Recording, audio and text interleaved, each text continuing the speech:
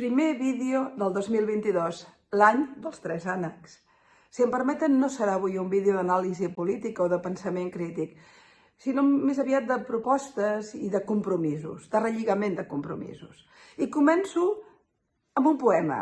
M'agrada molt el poeta Joan Vinyoli i té un poema molt bonic que diu: la vida val només per moments inesperats d'intensa felicitat que no podem fer nostres ni retenir gaire estona.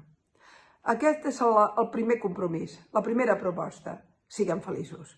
La felicitat es treballa, es conquereix, s'esgarrapa per arribar-hi al cim. No només és la casualitat, també és el treball quotidià amb l'empatia, amb la complicitat amb la gent amb la que convius, amb l'estima, treballar l'amor, treballar a l'ambient sa, net, i defugir els ambients o les persones tòxiques. Aquesta és la meva proposta, la meva proposició per vostès i per mi, si em permeten. Siguem feliços. I ser feliç vol dir això. Treballem la complicitat, l'empatia, l'amor. I aquells que no ens estimen o que no ens fan bé, ben lluny, ben lluny. El segon, i a partir d'aquí, els compromisos, els grans compromisos que per bé que formin part de la nostra vida, perquè són aquelles causes en les que creiem i hem dedicat tots els nostres esforços, de tant en tant cal mirar-se al mirall o a la càmera o a l'interior i tornar-se a comprometre. Personalment em comprometo novament, però de manera ja molt sòlida, molt forta, amb l'idioma català, perquè està en situació de lluita i en situació de ferida i d'agressió. Durant molt de temps el català va ser el gran idioma ferit. Durant tota la dictadura, en el segle XIX, van fer milers i milers de lleis per destruir-lo, anorrear-lo, perquè deixessin de parlar la nostra llengua. Però ara ens havíem adormit i semblava que la democràcia era diferent. Estem en un moment àlgid de destrucció de l'idioma. És totes les institucions de l'Estat, i ara també la mà judicial, intentant destruir la solidesa i la bona salut de l'idioma català. Ho han aconseguit a moltes parts del territori i ara van pel Principat. Caldrà tornar a relligar-se, a comprometre's amb el català. Tornem a estar en una situació de salvar els mots. Tornem a estar en situació de perill. I això no vol dir menystenir cap altre idioma. Jo estimo l'idioma castellà i m'agrada la literatura castellana i la poesia. I no hi tinc res en contra, i també m'agraden altres idiomes, intento parlar adequadament el francès, i vaig fent amb l'anglès i amb l'italià, anem fent amb els idiomes. Els idiomes són patrimoni, són cultura. Defensar el català no és mai en contra d'un altre idioma, però sí que una cosa ha de quedar clara. Si no defensem el nostre idioma, què val? Què som? I la lluita contra el català és la lluita contra la nació catalana. A través de que deixem de parlar el català, intenten que deixem de tenir una identitat pròpia. Agredeixen el català perquè volen agredir la nació catalana. Primer compromís, amb l'idioma. El segon, i molt important, un compromís amb les diferents causes que d'alguna manera ens són properes. Personalment, amb els animals, amb tots els altres éssers vius que formen part d'aquest planeta extraordinari que anem destruint i d'alguna manera ferint, i que en alguns casos li fem tant i tant de mal. I, òbviament, no cal parlar en genèric. No cal parlar només del canvi climàtic o d'intentar fer la teva engruna en favor que el planeta respiri una mica. També hem de parlar de les causes properes. A Catalunya tenim maltractament dels animals.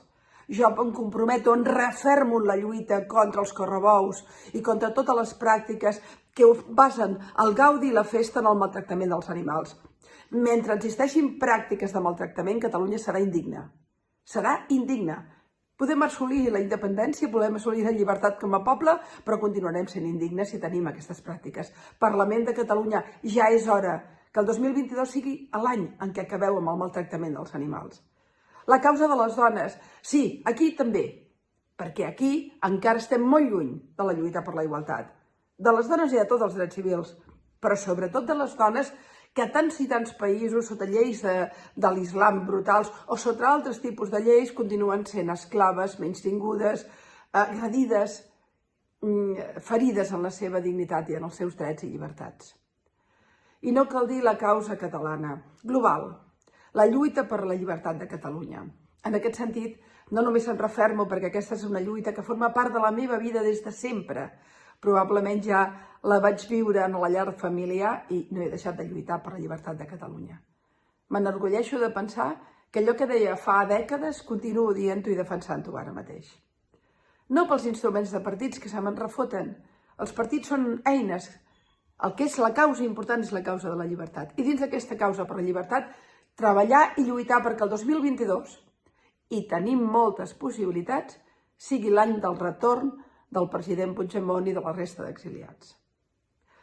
I, òbviament, si el president Puigdemont torna a Catalunya, la situació a Catalunya canvia. La realitat catalana i el paradigma català dona un gir molt important.